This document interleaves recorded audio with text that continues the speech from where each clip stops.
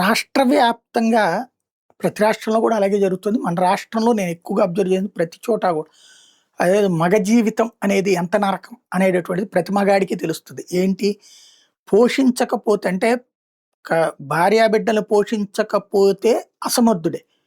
తల్లిదండ్రులు పోషించకపోయినా అసమర్థుడే. తల్లిదండ్రుల్ని పోషించట్లేదన్నటువంటిది లోకమంతా తిట్టిపోస్తది. భార్యాభర్తలను పోషించకపోయినా లోకమంతా తిట్టిపోస్తది. అదే సందర్భంలో ఇంట్లో సరిగ్గా లేకపోయినా మగాడిదే తప్పు. ప్రతిదానికి మగాడిదే తప్పవుతది. మగాడివి గాదా అనే పదం ఒకటి ఊతం కిందన మారుతుంటది. అట్లాగే జంతువుల్లో గూడా మగ జంతువులకి అత్యంత కష్టం. ఏంటయ్యా అంటే ఒకప్పుడు దున్నపోతు, ఎద్దు ఇట్లాంటి మగ జంతువులకి గౌరవం లభించేది. ఒకప్పుడు మగాడికి గౌరవం లభించినట్టుగా. ఇప్పుడు ఏంటయ్యా అంటే అవి పుట్టగానే వదిలేస్తున్నారు. ఎందుకని ఇప్పుడు పొలాలకి సంబంధించిన పనులు ఏవి ఎడ్లతో చేయించట్లేదు. ఎడ్లను పోషించడం, దున్నపోతులు పోషించడం, మగ ఆవులు అనాలేమో వాటిని పోషించడం కష్టమైపోతుంది. వదిలిపడేస్తున్నారు. పాలిచ్చే ఆడ ఆవులకి, ఆడ గేదెలకి మాత్రమే అవకాశం. వదిలిపడేస్తున్నారు. వీధుల్లో అవి తిరుగుతా ఉన్నాయి. వాటికి తిండి పెట్టేటటువంటి ఇది చాలా చాలా చాలా చాలా తక్కువ.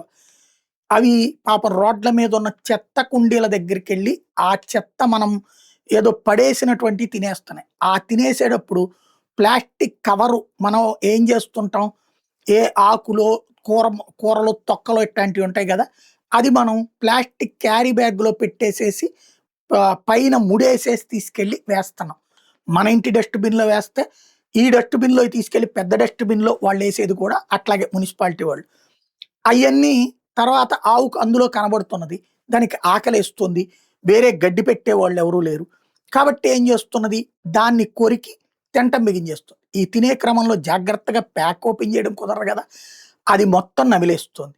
అట్లాగా ఇవాళ కనుక మన రాష్ట్రంలో ఉన్నటువంటి అన్ని ఆవులని సరిగ్గా టెస్ట్ చేపిస్తే రోడ్ల మీద ఉన్న ఆవుల్ని ప్రతి ఆవు కడుపులో కూడా కిలోల కొద్ది ప్లాస్టిక్ ఉంటుంది. కొన్ని రోజులు పోయాక ఈ ప్లాస్టిక్తో వాటి జీర్ణ వ్యవస్థ నాశనం అయిపోయి ప్రాణాలు కోల్పోయినా పట్టించుకునే వాళ్ళు లేరు. మళ్ళీ అదే కార్పొరేషన్ వాళ్ళు తీసుకెళ్ళి ఆ డంపింగ్ యార్డ్ దగ్గర పడేసే పరిస్థితిలో ఉన్నది. ఇది ఎందుకు చెప్తున్నా అంటే తాజాగా కృష్ణా జిల్లా కేంద్రం మచిలీపట్నంలో ఆవుకు 3 గంటల పాటు శస్త్రచికిత్స చేసి కడుపులోంచి 52 కిలోల ప్లాస్టిక్ వ్యర్థాలు బయటకు తీశారు. నగరంలో రోడ్ల మీద తిరుగుతున్న ఆవులు మేత దొరక్క పోస్టర్లు ప్లాస్టిక్ వ్యర్థాలు తిని చాలా రోజులుగా ఇబ్బంది పడుతున్నాయి.